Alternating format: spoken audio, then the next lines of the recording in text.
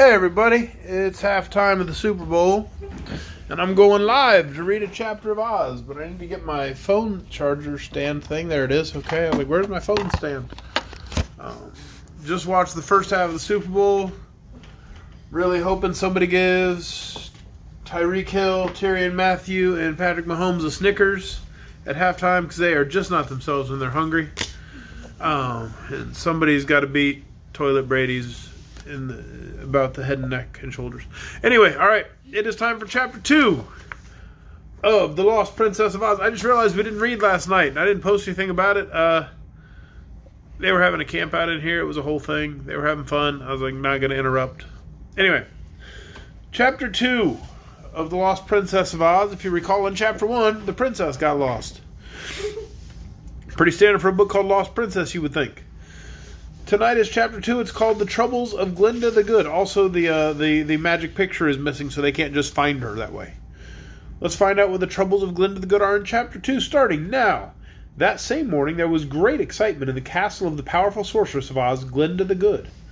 This castle, situated in the Quadling country, far south of the Emerald City, where Ozma ruled, was a splendid structure of exquisite marble and silver grills. Yeah, that says grills. I don't know why. Here the sorceress lived, surrounded by a bevy of the most beautiful maidens of Oz, gathered from all the 4 countries of that fairyland, as well as from the magnificent Emerald City itself, which stood in the place where the 4 countries cornered. It was considered a great honor to be allowed to serve the good sorceress, whose arts of magic were used only to benefit the Oz people. Glinda was Ozma's most valued servant, for her knowledge of sorcery was wonderful, and she could accomplish almost anything that her mistress, the lovely girl ruler of Oz, wished her to. I'm sorry, I'm very stuffy tonight, and I think my voice is doing a very nasally thing, and I don't enjoy it, but I can't help it. Hopefully it doesn't affect any voices I have to do. Goodness. Of all the magical things which surrounded Glinda in her castle, there was none more marvelous than her great book of records.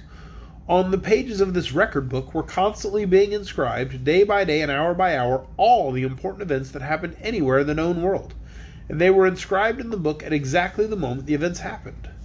Every adventure in the land of Oz, and in the big outside world, and even in places that you and I have never heard of, were recorded accurately in the great book, which never made a mistake and stated only the exact truth. For that reason, nothing could be concealed from Glinda the Good, who had only to look at the pages of the Great Book of Records to know everything that had taken place. That was one reason she was such a great sorceress, for the records made her wiser than any other living person. This wonderful book was placed on a big gold table that stood in the middle of Glinda's drawing room. The legs of the table, which were encrusted with precious gems, were firmly fastened to the tiled floor, and the book itself was chained to the table, and locked with 6 stout golden padlocks, the keys to which Glinda carried on a chain that was secured around her own neck.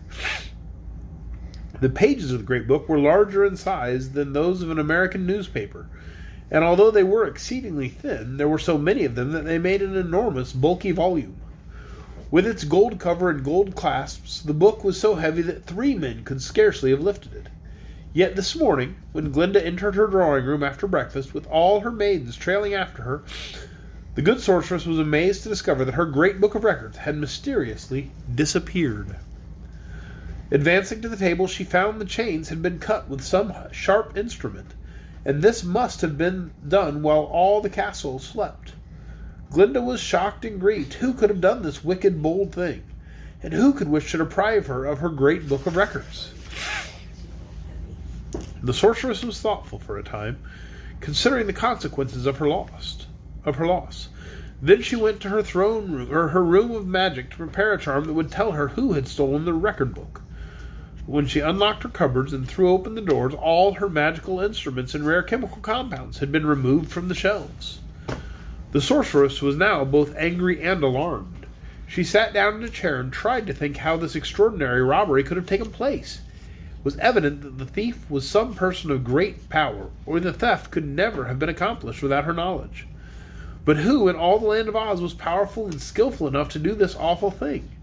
And who, having the power, could also have an object in defying the wisest and most talented sorceress the world has ever known? Glinda thought over the perplexing matter for a full hour, at the end of which time she was still puzzled how to explain it. But although her instruments and chemicals were gone, her knowledge of magic had not been stolen by any means, since no thief, however skillful, can rob one of knowledge, and that is why knowledge is the best and safest treasure to acquire. Glinda believed that when she had time to gather more magical herbs and elixirs and to manufacture more magical instruments, she would be able to discover who the robber was and what had become of her precious book of records. "Whoever has done this," she said to her maidens, "is a very foolish person, for in time he is sure to be found out, and will then be severely punished." She now made a list of the things she needed, and dispatched messengers to every part of Oz with the instructions to obtain them and bring them to her as soon as possible. And one of her messengers met the little Wizard of Oz, who was mournful on the back of the famous live sawhorse, and was clinging to its neck with both of his arms. For the sawhorse was speeding to Glinda's castle with the velocity of the wind, bearing the news that the royal Ozma, ruler of all the great land of Oz, had suddenly disappeared, and no one in the Emerald City knew what had become of her.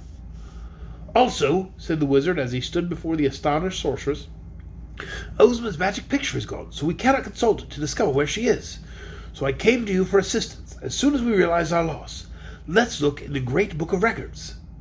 "Alas," said the sorceress sorrowfully, "we cannot do that, for the great book of records has also disappeared." And that is the end of Chapter 2, The Troubles of Glinda the Good. Tomorrow night, right here, 8 o'clock Facebook Live, we're going to read Chapter 3, Robbery of Cake the Cookie Cook. So let's find out what's going on. It seems like there's a crime spree in Oz. It's terrible. So, but I'm going to go back to the game. Good night, everybody.